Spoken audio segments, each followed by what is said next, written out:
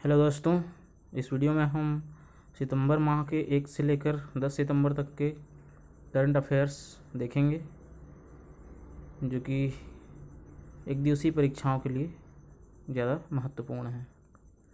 तो यह पहला न्यूज, नक्सल प्रभावित कोंडागांव में 1.5 वर्ष में कुपोषित बच्चों की संख्या 41.54% हुई कम।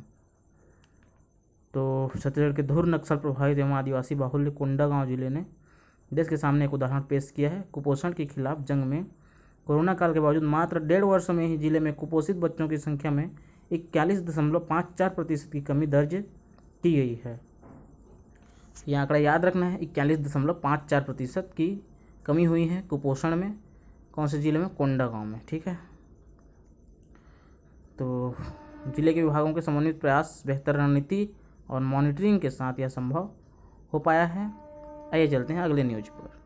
अगला न्यूज है, प्रदेश में भारी वाहनों की अनियंत्रित गति पर ब्रेक लगेगा। तो प्रदेश में भारी वाहनों की गति पर अब ब्रेक लगेगा, क्योंकि परिवहन विभाग भारी वाहनों में गति नियंत्रक उपकरण, स्पीड लिमिट डिवाइस लगाने की शुरुआत करने जा रहा है। क्या लगाने की? गति नियंत्रक उपकरण लगने के बाद भारी वाहनों की स्पीड लिमिट तय हो जाएगी। वाहन चालक चाह कर भी वाहन की गति को रफ्तार नहीं दे सकेगा। उपकरण न लगाने वाले भारी वाहनों पर फिटनेस जारी नहीं किया जाएगा। तो एक अतिरिक्त जो गति में ब्रेक लगाने वाला जो उपकरण है, मशीन है, इसको लगा करके स्पीड में कंट्रोल किया जाएगा। क्योंकि देखते हैं हम कि सड़कों पर आए दिन दुर्घटनाएं होती रहती हैं, और साथ ही साथ ज़्यादा स्पीड चलने पर सड़क की जो गुणवत्ता है उस पर भी प्रभाव पड़ता है, और यातायात जो है प्रभावित तो होता ही है। तो इस तरह से गति नियंत्रक बहुत ज़रूरी होती है, ज़रूरी थी एक तरह से, तो ये अच्छा कदम है। चलिए चलते हैं अगले न्यूज पर। देश के प्रथम राष्ट्रपति डॉक्टर राजेंद्र प्रसाद के नाम पर होगा प्रयागराज का राष्ट्रीय विधि विश्वविद्यालय। तो ये एक बहुत ही इम्पोर्टेंट न्यूज है कि डॉक्टर राजेंद्र प्रसाद जो भारत के हमारे पहले राष्ट्रपति थे, उनके नाम पर प्रयागराज के राष्ट्रीय विधि विश्वविद्यालय, लॉ यूनिवर्सिटी का नाम रखा जाएगा। तो ये राष्ट्रपति रामनाथ कोविंद ने शनिवार को प्रयागराज में राष्ट्रीय विधि विश्वविद्यालय का शिलान्यास किया, और कार्यक्रम में मौजूद मुख्यमंत्री योगी आदित्यनाथ ने विश्वविद्यालय का नामकरण देश के प्रथम राष्ट्रपति डॉक्टर राजेंद्र प्रसाद के नाम पर करने की घोषणा की है। चलिए अगला न्यूज है, तीसरी लहर की आशंकाओं के बीच प्रधानमंत्री मोदी ने कोरोना की ताज़ा स्थिति और टीकाकरण अभियान की समीक्षा की है। तो ये सिंपल सा बस एक न्यूज है। कोरोना वैक्सीन के लिए ग्लोबल टेंडर की मांग जनहित याचिका हुई, तो इसमें भी कुछ खास नहीं लग रहा है। चलिए अगले न्यूज पर चलते हैं। शिक्षा कर्मियों की अनुकंपा नियुक्ति, स्वास्थ्य कर्मियों के नियमित नौकरी को लेकर कमेटी बनेगी। तो ये एक थोड़ा सा विशेष है ये न्यूज, क्योंकि लगातार अभी जो दिवंगत शिक्षा कर्मियों और कोरोना काल के स्वास्थ्य कर्मियों के स्वजनों को, वो लोग लगातार आंदोलन में अभी लगे हुए हैं। महीनों से वो लोग आंदोलन कर रहे हैं, और उनका अनुकंपा नियुक्ति का जो समस्या है उस मामले में सरकार ने अभी गंभीरता दिखा रही है और इस पर कमेटी बनाई है। देखना होगा कि उनकी नियुक्ति हो पाती है या नहीं हो पाती। तो अगला न्यूज पर चलते हैं। काबुल से दिल्ली तक तालिबान के खिलाफ गुस्सा। तो तालिबान अफ़गानिस्तान में अपना सरकार बना चुका है, और तालिबान मुर्दाबाद और पाकिस्तान आतंकी देश के नारे लिखी तल्कियाँ लहराई गई। अफ़गानी महिलाओं और बच्चों ने प्रदर्शन किया है। तो काबिल ही नहीं, पूरी दुनिया भर में प्रदर्शन हो रहा है, और तालिबान पाकिस्तान का विरोध करते नज़र आए, क्योंकि पाकिस्तान जो है तालिबानियों का साथ दे रहा है, एक तरह से बोलना चाहिए। अभी ऐसा ही देखने को मिल रहा है, और साथ ही साथ जो पाकिस्तान है उसको चीन सपोर्ट कर रहा है, और चीन जो है तालिबानियों को भी सपोर्ट कर रहा है, क्योंकि चीन को पाकिस्तान से बहुत ज़्यादा उनका संबंध है और आगे देखना होगा और क्या क्या होता है। इस तो अभी तो ये तालिबानियों का हुकूमत चल रहा है, बहुत ही भयावह है वहाँ स्थिति, दुखद स्थिति है वहाँ की, वहाँ के लोगों की, महिलाओं की, बच्चों की, सबकी रोज़ नए नए आतंकित कर देने वाली खबरें आती रहती। चलिए अगले न्यूज़ पर चलते हैं। पीएम मोदी 200 करोड़ रुपए की लागत से बने सरदार धाम भवन का उद्घाटन करेंगे। कन्या छात्रावास का भूमि पूजन भी। पाटीदार समुदाय की ओर से बनवाए गए 13 मंजिला परिसर का वर्चुअल उद्घाटन। सरदार धाम भवन का उद्घाटन कर रहे हैं। अहमदाबाद में है, सरदार पटेल रिंग रोड के पास स्थित है सरदार धाम। सरदार पटेल के नाम पर ही सरदार धाम इसका नाम है,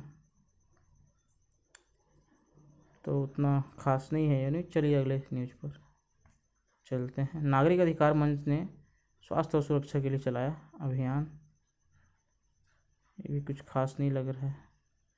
राम मंदिर निर्माण, राजस्थान के गुलाबी पत्थरों का होगा इस्तेमाल, इस साल से दर्शन कर सकेंगे लोग। तो राम मंदिर निर्माण की प्रक्रिया जारी है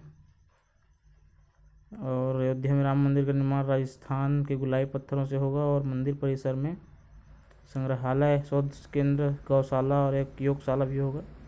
ये जानकारी बृहस्पतिवार को मंदिर न्यास ने सूत्रों ने दी।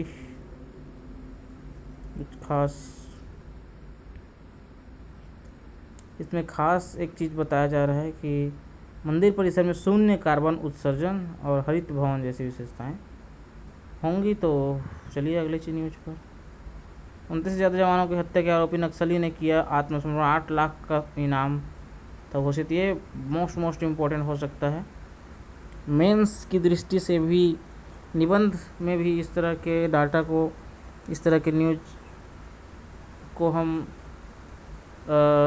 एक पैराग्राफ के रूप में डाल सकते हैं कि जो नक्सली हैं वो लगातार अभी आत्मसमर्पण कर रहे हैं और ये एक बहुत बड़ा नक्सली है जो कि 8 लाख का इनामी था और इनका नाम जो है वो सोढ़ी है। 29 से ज़्यादा जवानों की हत्या का आरोप है इन पर। और मध्य प्रदेश सरकार की पूना नरकोम अभियान से प्रेरित होकर उसने गुरुवार को सीआरपीएफ के डीआईजी योज्ञान सिंह और एसपी सुनील शर्मा की मौजूदगी में आत्मसमर्पण किया। तो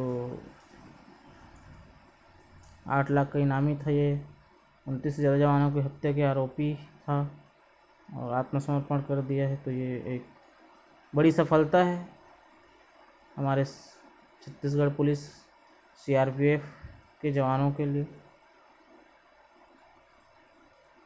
अगले न्यूज़ पर चलते हैं। एमपी में 8 महीने में ही 31 बाघों की मौत। मोस्ट इम्पोर्टेंट एक और दुखद खबर है। 2021 में बाघों की मौत के आंकड़े हैं ये। तो राजस्थान, तेलंगाना, तमिलनाडु और पश्चिम बंगाल में एक बाघों की मौत हुई, जबकि 2 बाघों की मौत बिहार में, 3 बाघ छत्तीसगढ़ में मौत हुई और 5 की असम में, 5 की केरल में, 7 मध्य प्रदेश, कर्नाटक में 13, महाराष्ट्र में 21 और मध्य प्रदेश में सबसे ज़्यादा 31 बाघों की मौत 8 महीनों में हुई है। तो टाइगर स्टेट मध्य प्रदेश में 6 सालों में 170 बाघों की मौत हुआ है। कुछ का शिकार हुआ तो कुछ अपनी मौत मरे हैं। टाइगर स्टेट कहलाने वाले मध्य प्रदेश बाघों की मौत के मामले में भी देश में नंबर 1 है। यहाँ पिछले 8 महीने में 31 बाघों की जान जा चुकी है। कुछ का शिकार किया गया तो कुछ स्वाभाविक मौत मरे हैं। इसमें सबसे ज़्यादा 18 मौतें टाइगर रिजर्व क्षेत्र में हुई हैं। हाल ही में रातापानी सेंचुरी में भी 2 बाघों के शव मिले थे। तो ये एक दुखद खबर भी है। बाघों की संख्या वैसे भी कम है और लगातार कम हो रहे हैं, कुछ शिकार के चलते, कुछ और अन्य वजहों से। सामान्य मौत हो रही है वो तो ठीक है, पर जो बेमौत मरते हैं तो हमारे जो पर्यावरण है, पारिस्थितिकी है, उस पर गहरा असर डालते हैं। चाहे किसी भी जीव का असमय मौत होना मतलब हमारे पारिस्थितिक पर्यावरण पर एक दुष्प्रभाव के रूप में उसको देखा जाता है। चलिए चलते हैं अगले न्यूज़ पर। तो याद रखना है, मध्य प्रदेश में सबसे ज़्यादा बाघों की मौत मध्य प्रदेश में हुई है, 31 बाघ। तो छत्तीसगढ़ की बात करें तो छत्तीसगढ़ में 3 बाघों की मौत हुई है, यह भी ध्यान रखना है। 8 महीनों का डाटा था वो। अगला न्यूज़ है, दूसरे राज्यों से आए लोगों का बनेगा मूल निवासी प्रमाण पत्र। विकलांग, बुजुर्ग, HIV पॉजिटिव को फ्री यात्रा और नक्सल प्रभावितों का किराया 50%। ये सब जो निर्णय लिए गए हैं मंत्री परिषद की बैठक में मोस्ट इम्पोर्टेंट निर्णय है, और ये परीक्षा के लिहाज से भी इम्पोर्टेंट है कि जैसे कि दूसरे राज्यों से यहाँ आकर के लोग रह रहे हैं और बस गए हैं, तो उन लोगों का भी मूल निवास प्रमाण पत्र बनेगा। और साथ ही साथ जो यहाँ से बाहर चले गए हैं और या फिर पढ़ने गए हैं और पढ़कर वापस आना चाहते हैं, यहाँ नौकरी करना चाहते हैं, तो उनके लिए भी मूल निवास प्रमाण पत्र बनेगा। साथ ही साथ विकलांग, बुजुर्ग, विकलांग दिव्यांग बोला जाता है विकलांगों को अब, बुजुर्ग यानी वरिष्ठ जन, और HIV यानी एड्स से जो पीड़ित हैं उनको बस की यात्रा में फ्री में यात्रा कराया जाएगा। और नक्सल प्रभावित जो लोग हैं उनके किराए में 50% की छूट दी जाएगी। चलिए अगले न्यूज़ पर चलते हैं। लोकसभा कृषि कमेटी ने शासकीय भूमि को आर्थिक स्रोत का साधन बनाने पर की तारीफ। कृषि से संबंधित संसद की स्टैंडिंग कमेटी के अध्ययन दल ने बुधवार को रायपुर जिले के अभनपुर विकासखंड के नवागांव गोठान और जंगल सफारी का निरीक्षण की। इस दल में लोकसभा में राज्यसभा के सांसद शामिल हैं। निरीक्षण के दौरान दल में शामिल उत्तर प्रदेश के सांसद राम कृपाल यादव ने अपने संक्षिप्त उद्बोधन में कहा कि छत्तीसगढ़ शासन की महत्वाकांक्षी स्वराजी योजना नरवा गरवा घुरवा बाड़ी के तहत ग्रामीण अर्थव्यवस्था को मजबूत करने के उद्देश्य से चलाई जा रही है। तो एक इम्पोर्टेंट न्यूज़ है, क्योंकि लोकसभा की कृषि कमेटी ने दौरा किए करके तारीफ़ किया है हमारे नरवा गरवा घुरवा बाड़ी सुराजी गांव योजना की। तो ये एक अच्छी खबर है। अगला है, हरियाणा में किसानों का धरना जारी है। करनाल में मोबाइल इंटरनेट SMS सेवा बंद कर दिया गया। तो ये तो लगातार महीनों से आंदोलन कर रहे हैं आंदोलनकारी किसान, इनकी अभी तक कोई सुनवाई हो नहीं रही है। बस बातचीत होती है थोड़ी बहुत और उसके बाद सरकार अपनी गति में चल रही है और किसान जो हैं अपने गति में वो लोग भी आंदोलन कर रहे हैं। देखते हैं आगे क्या उपाय निकल कर आता है, इसका क्या परिणाम निकलता है। चलिए अगला न्यूज़ देखते हैं। बीजापुर जिले में सुरक्षा बलों ने 3 नक्सलियों को किया गिरफ्तार। अभी हमने एक न्यूज़ देखा था कि सोढ़ी जो 8 लाख का इनामी नक्सली था उसने आत्मसमर्पण किया, और भी बहुत सारे नक्सलियों ने आत्मसमर्पण किया है अभी फ़िलहाल में। तो ये जो है ये गिरफ्तारी वाला मामला है, आत्मसमर्पण वाला नहीं है। छत्तीसगढ़ के नक्सल प्रभावित बीजापुर जिले में सुरक्षा बलों ने 3 नक्सलियों को गिरफ्तार किया। पुलिस अधिकारी ने बुधवार को बताया कि जिले के बासागुड़ा थाना क्षेत्र के अंतर्गत मुरदंडा गांव में 3 नक्सलियों कुंजाम सन्ना, कड़ती भीमा और कड़ती सुला को गिरफ्तार किया है। इतना इम्पोर्टेंट नहीं है ये, लेकिन अच्छी खबर है।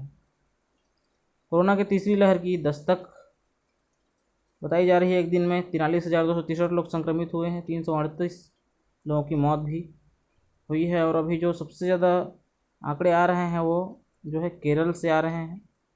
केरल में सबसे ज़्यादा जो है संक्रमण फैला हुआ है। अभी बाकी पूरे देश में एक तरफ 50% तो 50% से ज़्यादा जो है अकेले केरल में 60, 70, 80% तक केरल में ही देखने को मिल रहा है। अभी जो WHO है वहाँ से एक बयान आया था कि पेंडेमिक जो है अब एंडेमिक यानी कि अंतिम रूप ले रही है। अब मतलब अब वो, क्योंकि जो टीका है वो लगातार उसका डोज बढ़ते जा रहा है और अब 50% से अधिक जनता को कोरोना का टीका लग चुका है। तो इस लिहाज से कोरोना का धीरे धीरे सफाया हो रहा है, ऐसा माना जा रहा है।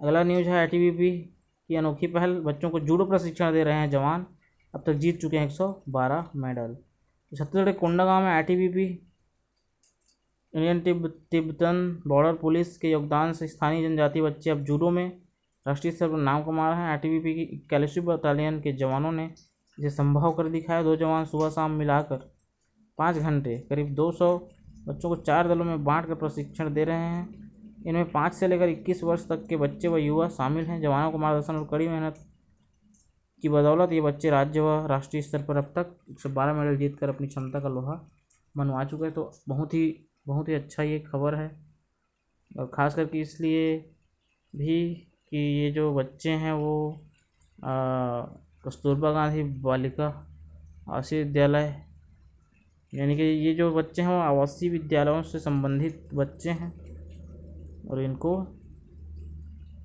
जो है इस तरह का ट्रेनिंग आईटीबीपी द्वारा देना, और कोंडागांव जो है नक्सल प्रभावित ज़िला होना, तो इन सब को देखा जाए तो इस तरह की चीज़ें इन नक्सल प्रभावित ज़िलों में होनी चाहिए, होते रहना चाहिए।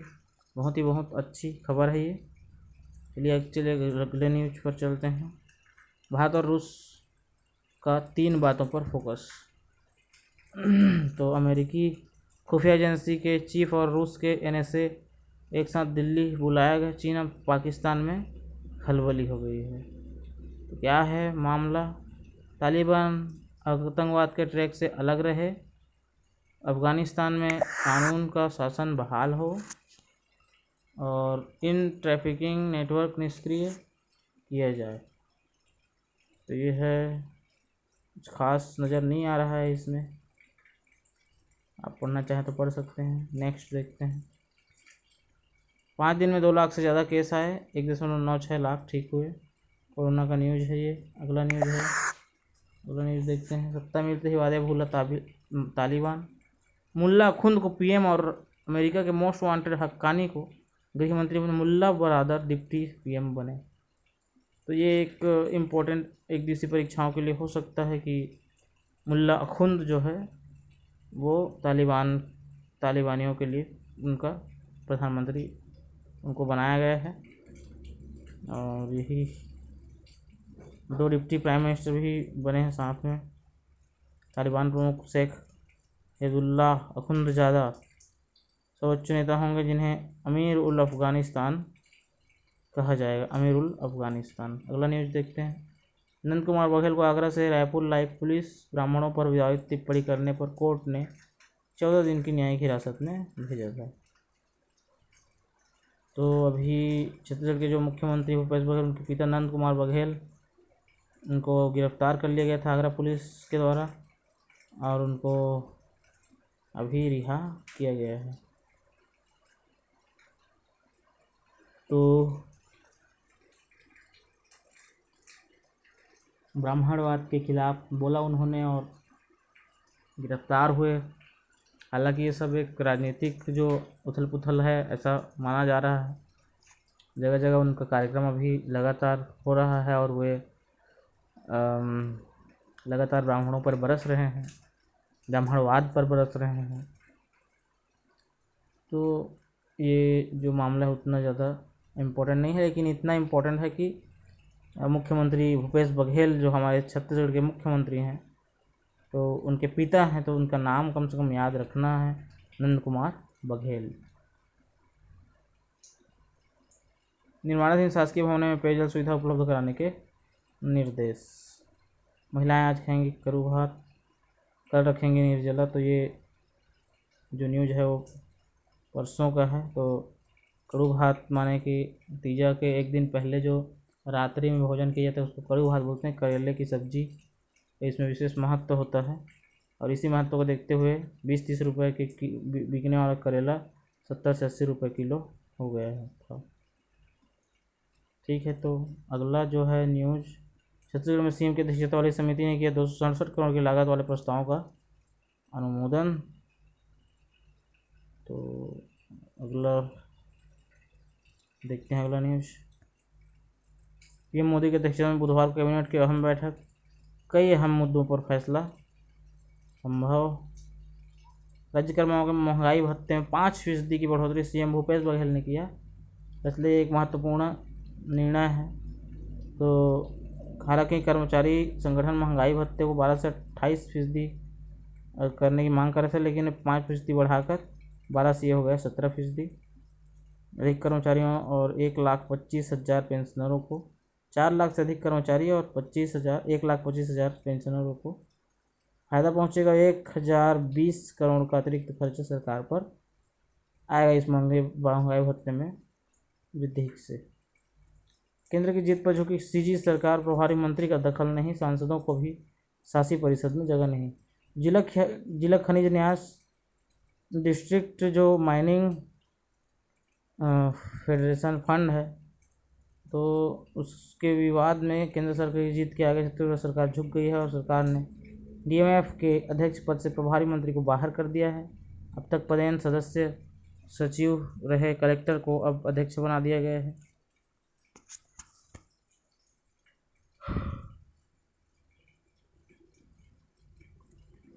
तो कलेक्टर क्या होते थे पहले, देखो प्रभारी मंत्री जो होते थे वो अध्यक्ष होते थे और कलेक्टर उनके सदस्य सचिव के रूप में कार्य करते थे। लेकिन अब डीएमएफ के अध्यक्ष जो होंगे वो स्वयं कलेक्टर होंगे और सांसदों को भी डीएमएफ के शासी परिषद में जगह मिल गई है, केवल मंत्री हुआ करते थे। दिव्यांग नेशनल में गोल्ड जीते तो छत्तीसगढ़ में सिर्फ 15,000 रुपये। प्रदेश में उत्कृष्ट खिलाड़ियों को नौकरी तो दूध डाइट के भी पैसे नहीं मिलते, ऐसा इस न्यूज़ के द्वारा कहा जा रहा है। भास्कर का ये न्यूज़ है।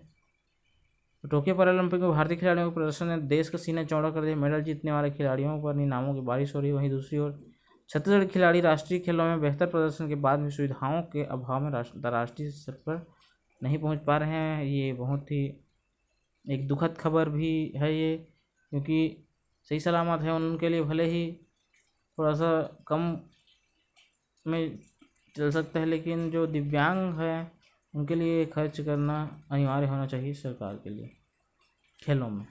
विद्युत वितरण कंपनी ने लाइनमैन के पदों की संख्या दोगुनी की है, तो हम देख ही रहे हैं 3,000 पद हो गए हैं 1,500 से बढ़कर। छत्तीसगढ़ में 3.5 लाख की क्षमता कर रहे 1 लाख ही टीकाकरण। छत्तीसगढ़ चिंतन के बाद अब भाजपा ने शुरू की जमीनी पड़ताल, सर्वे से खोजेंगे नेतृत्व। और अगला 189 फीट ऊंचाई के साथ यहाँ से ले रहा है आकार दुनिया का सबसे ऊंचा जैन मंदिर।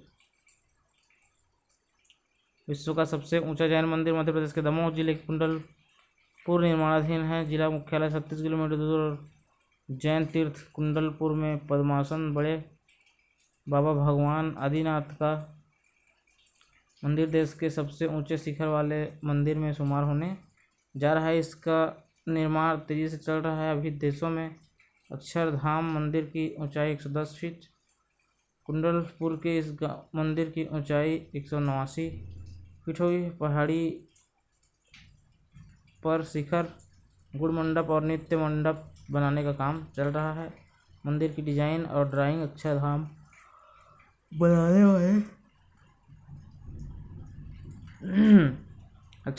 वाले सोमपुरा बंधुओं ने तैयार की है। तो ये सबसे ऊंचा जैन मंदिर होगा, ध्यान रखना है। 189 फीट मध्य प्रदेश के दामोह जिले के कुंडलपुर में बन रहा है। राष्ट्रपति से पुरस्कृत होंगे डॉक्टर प्रमोद। तो शिक्षक दिवस के अवसर पर राज्य स्तरीय शिक्षक सम्मान समारोह में 59 शिक्षक सम्मानित होंगे। इनमें राष्ट्रपति से एक राज्यपाल सुश्री अनुसुईया उइके के मुख्य आतिथ्य में 58 शिक्षकों का सम्मान हुआ। दोपहर 11 बजे से राजभवन के दरबार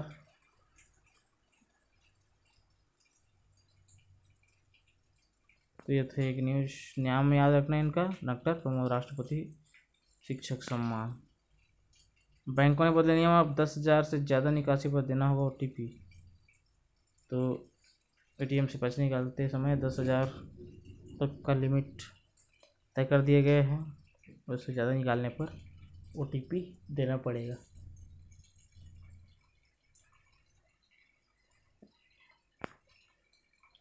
अगला न्यूज, छत्तीसगढ़ प्रेम की धरती है लेकिन भाजपा नफरत की फसल उगा रही है, राजनीतिक खबर है, लेना देना नहीं है। छत्तीसगढ़ में अधिकारियों ने 9 खनन कंपनियों में 250 करोड़ रुपए की जीएसटी चोरी पकड़ी है। पीएम मोदी ने जो बाइडन और बोरिस जॉनसन को पीछा छोड़ा, अप्रूवल रेटिंग में टॉप पर पहुंचे। दुनिया भर में अपना लोहा मनवा चुके हैं पीएम मोदी। चलिए अगला न्यूज़ देखते हैं। किसान महापंचायत में हिस्सा लेने के लिए मुजफ्फरपुर पहुंचने लगे हजारों किसान, सभी शराब की दुकानों को बंद करने का आदेश।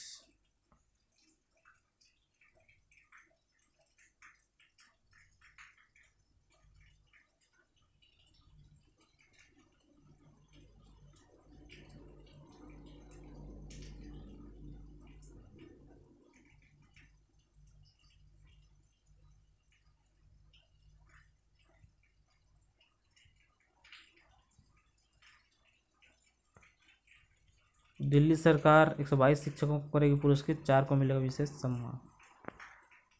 1 दशक के बाद भी जसपुर को नहीं मिली चाय उत्पादक जिले की मान्यता।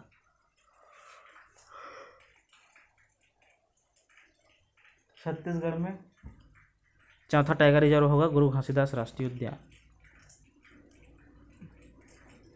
उसके बाद कुछ और मेडल्स वगैरह के संबंधित खबरें हैं। चलिए इतना में समाप्त करते हैं। Thank you.